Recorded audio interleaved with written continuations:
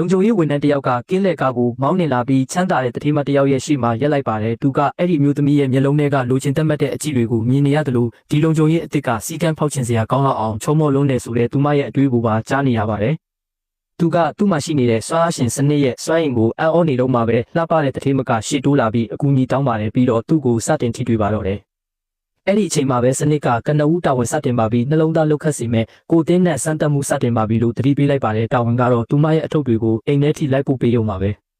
သူကချက်ချင်းသဘောတူလိုက်ပါတယ်သူခန္ဓာကိုယ်ကထွက်ပေါ်လာတဲ့ရနံ့ကြောင့်အမျိုးသမီးကချက်ချင်းပဲသူ့ပေါ်ဆွဲလန်းသွားပါတော့တယ်သူအထုပ်တွေပို့ပေးပြီးတဲ့အခါအမျိုးသမီးကပြင်ပန်းနေရောပေါ်ဆိုပြီးရေတစ်ခွက်တိုက်ကချစ်မက်ဖွယ်ကောင်းတဲ့အကြည့်တွေနဲ့ကြည့်နေပါတယ်သူမကသူ့နဲ့မိတ်ဖွဲ့ခြင်းကြောင့်ညစာစားဖို့နေခဲ့စေခြင်းကြောင့်ပြောပြပါတယ်ဒါပေမဲ့လုံခြုံရေးဝန်ထမ်းကအလုပ်ပထမရက်မို့လို့ရင်ကြီးကြီးပဲညှင်းဆန်ခဲ့ပါတယ်အမျိုးသမီးစိတ်ပြတ်သွားပေမဲ့စနစ်ကတော့တာဝန်ပြီးမြောက်ပါပြီးကိုတင်းနဲ့စွမ်းရည်ကိုအမြဲတမ်းပိုင်ဆိုင်ခွင့်ပေးအပ်လိုက်ပါပြီလို့အကြောင်းပြန်ပါတယ်ဒီရနန်းကအမျိုးသမီးတွေကိုသူ့အပေါ်ယူသွတ်သွားစေပြီးတန်ရောစင်တိုးလာစေမှာပါအမျိုးသမီးကသူ့ကိုအပြင်ပြန်လိုက်ပို့ပေးရင်တမင်တက်ချီကောက်လဲခြင်းရောက်ဆောင်လိုက်ပါတယ်သူကလှမ်းဖက်လိုက်တော့အမျိုးသမီးကသူ့ရင်ခွင်ထဲရောက်သွားပါတယ်သူမရဲ့လက်ဖွားနုနုလေးတွေကသူ့ရင်ဘက်ကျွတ်သားတွေကိုထိတွေ့နေပြီးကျွတ်သားတွေကတောက်တင်းလိုက်တာရနန်းကလည်းမှုလိုက်တာဆိုတဲ့သူမရဲ့အတွေးတန်ကိုသူကြားနေရပါတယ်သူကဒီတိုင်းဆက်နေရင်မဟန်တော့ဘူးဆိုတာသိလို့အကြောင်းပြချက်ပေးပြီးအမြန်ထွက်လာခဲ့ပါတယ်အမျိုးသမီးကတော့သူ့ရဲ့နန်းကိုတန်းတရင်ကြံရစ်ခဲ့ပါတယ်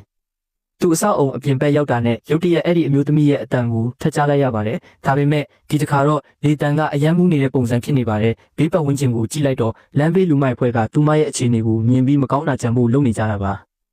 စနစ်ကထပ်ပေါ်လာပြီးတခင်မကိုလူမိုက်၃ယောက်လက်ကကဲတင်ပါစုကြီးအနေနဲ့တိုက်ခိုက်ရေးကျွမ်းကျင်မှုကတ်ကိုပေးမယ်လို့တာဝန်ပေးပါတယ်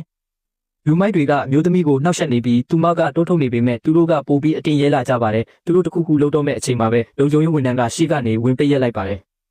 လူမိုက်တွေကဒေါသထွက်ပြီးသူ့ကိုတင်ကန်းစာပေးဖို့ဝင်လုံးကြပါတယ်ဒါပေမဲ့သူကခြေတစ်ချက်တည်းကန်လိုက်ရုံနဲ့၃ယောက်လုံးလွင့်စင်သွားပြီးမြေကြီးပေါ်မှောက်ရက်လဲကုန်ကြပါတယ်စနစ်ပေးတဲ့စွမ်းအားကိုသူကိုယ်တိုင်တော့အံ့ဩသွားပါတယ်ပုံမှန်ဆိုသူဒီလိုလူတွေကိုရှင်ရဲမှာမဟုတ်ပါဘူး